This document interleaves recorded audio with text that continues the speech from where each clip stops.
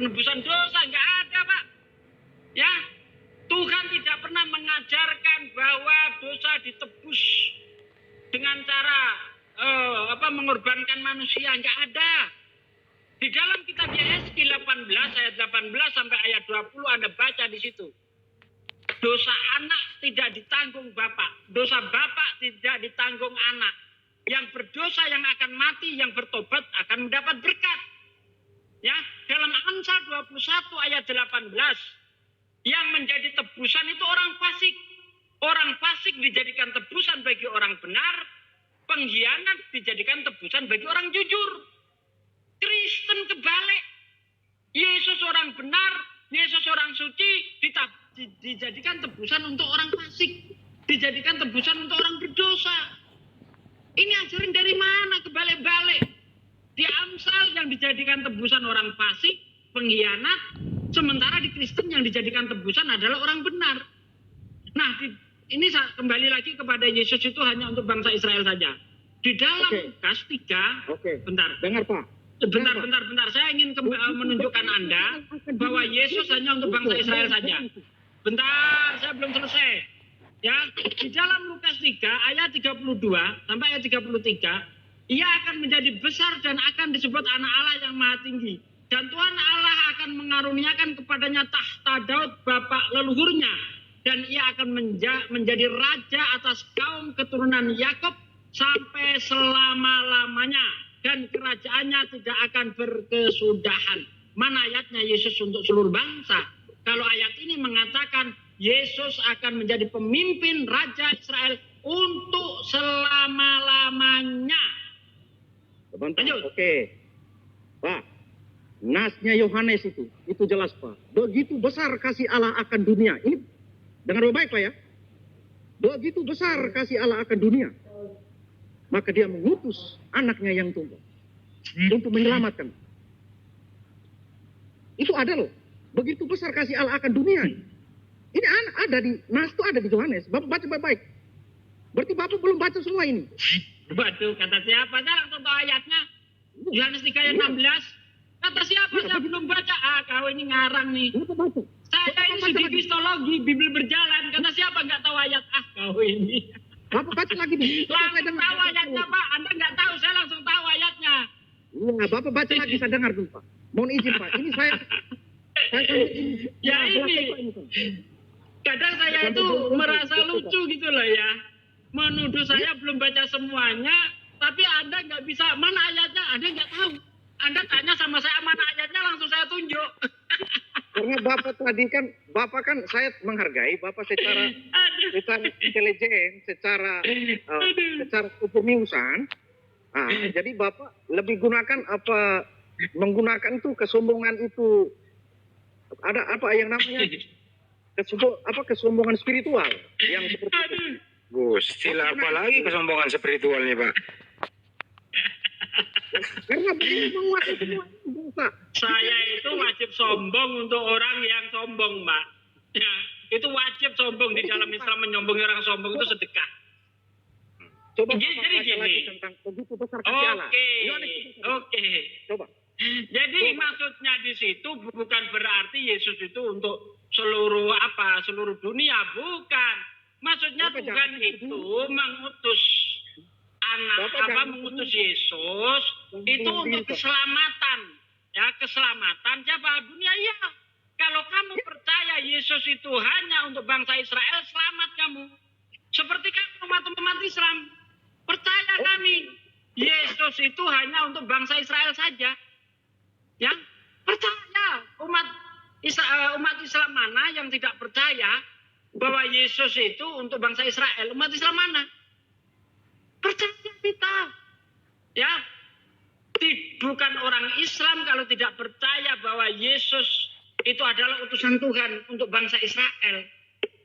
Tidak ada satu ayat pun yang mengatakan bahwa Yesus itu diutus untuk seluruh dunia. Tidak ada. Tegas-tegas Yesus mengatakan, aku diutus hanya untuk bangsa Israel. Hanya. Ingat, tanpa terkecuali. Hanya.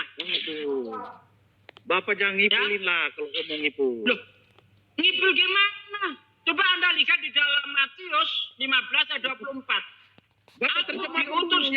saat itu. Loh, karena begitu besar kasih Allah itu akan dunia itu. Coba baca di Matius 28 ayat. Coba bacanya baik-baik dulu, kalimat itu. Baik, Coba baca di Matius 28. Oke. Ya. Oke, saya bacakan ya. 28 ayat 19. Ingat ya, ingat nih kata-katanya ini. Itu pergilah jadikanlah semua bangsa muridku. Semua bangsa murid Yesus, Pak. Murid Yesus itu bangsa apa? 12 suku. Makanya kembalikan lagi kepada Matius 10 ayat 5 ayat 6. Di situ Yesus berpesan, melainkan pergilah kepada domba yang hilang dari Israel. Bangsa di ayat Matius 28 ayat 19, ya bangsa muridnya. Gitu loh. Muridnya itu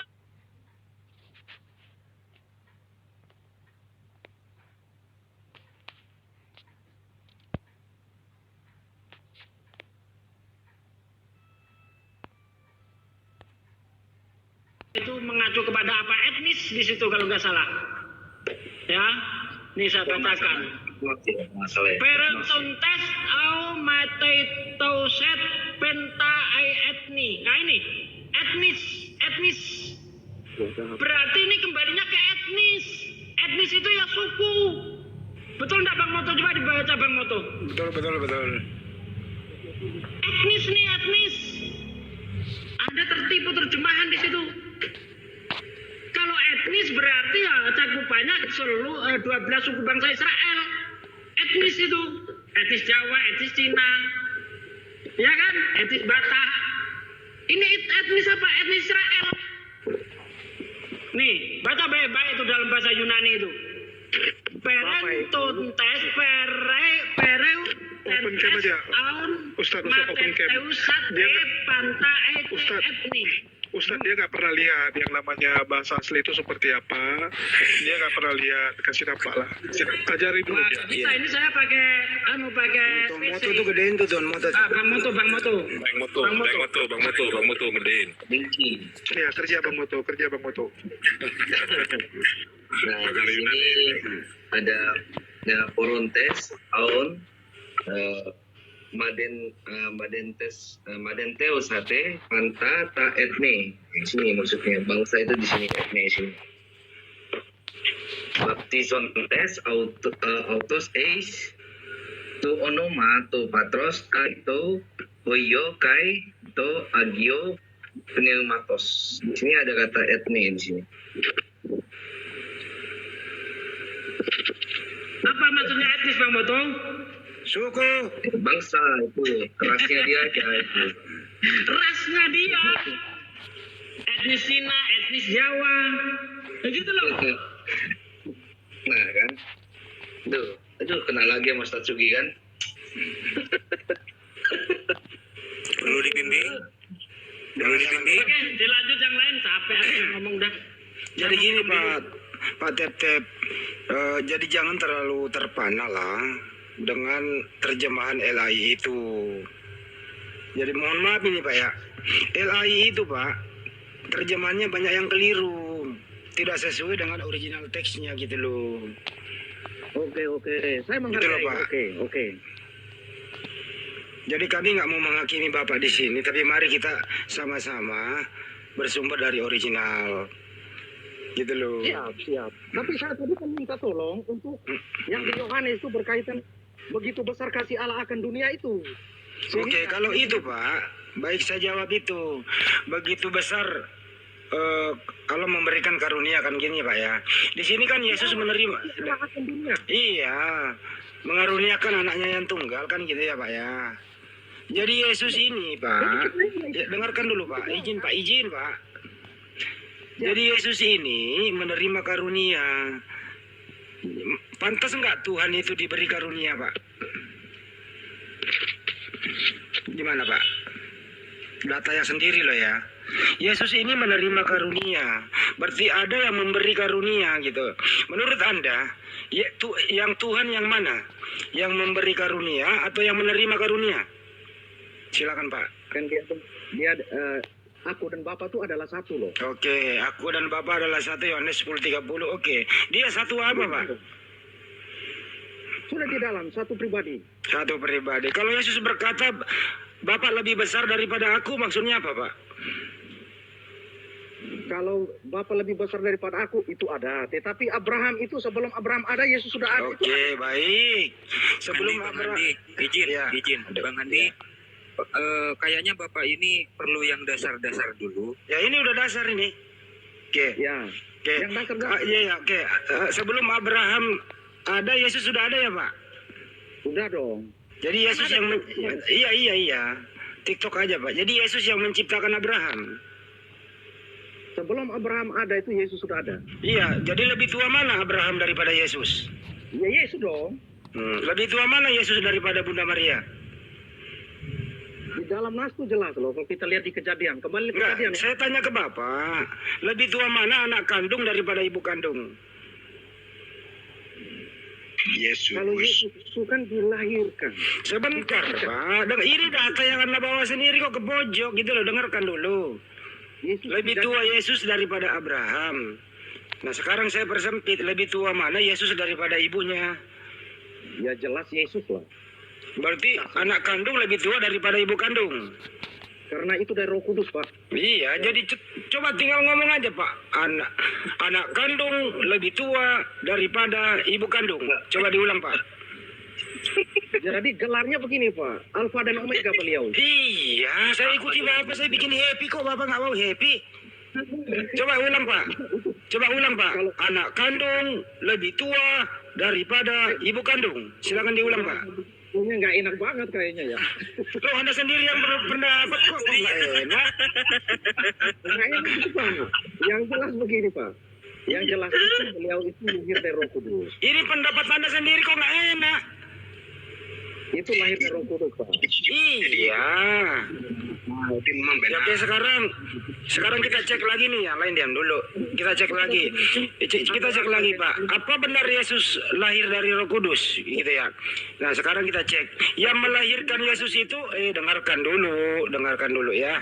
Karena Anda ngomong nih, Pak. Pak Tep, dengarkan dulu. Sebelum dulu itu sudah ada di dalam Kejadian. Iya.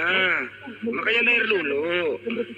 Yesus kan menurut Anda nih lahir dari Roh Kudus. Saya mau nanya kepada Anda, yang melahirkan Yesus itu Roh Kudus atau Bunda Maria?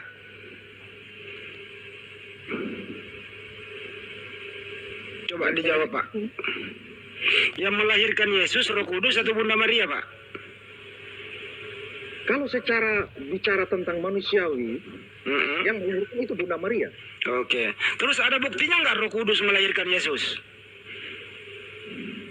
Melalui Roh Kudus, Pak. Itu melalui itu Gabriel. Jadi Yesus keluar di muka bumi ini melalui Roh Kudus. Jadi Roh Kudus melahirkan Yesus. Melalui pesan itu diberikan kepada Gabriel untuk Terus? Allah pesan kepada Gabriel untuk memberikan kabar gembira kepada Maria. Kabar gembira apa itu, Pak? Isinya kabar gembira apa itu dibawa Gabriel, Pak? Engkau akan mengandung dan melahirkan seorang anak laki-laki. Oke. Anak laki-laki lah kan, Pak, bukan Tuhan, Pak. Jadi anak laki-laki ini, ya, kabar gembira yang diberitahukan kepada Maria, betul? Betul. Betul. Apakah anak laki-laki itu inilah yang Anda tuhankan? Dia kan anak Allah, Pak. Putra Iya, Allah. saya nggak nanya itu. Saya bikin happy loh. Setiap pernyataan Anda itu saya bikin happy gitu loh. Apakah anak laki-laki ini yang diberitakan oleh Gabriel kepada Bunda Maria, inikah yang Anda tuhankan? Bapak sendiri yang mengatakan. Saya bertanya. Iya, Bapak sendiri yang mengatakan. Saya kembali Oke. lagi. Oke. Seperti Apakah anak laki-laki ini, Pak, apakah anak laki-laki ini itulah yang Anda tuhankan?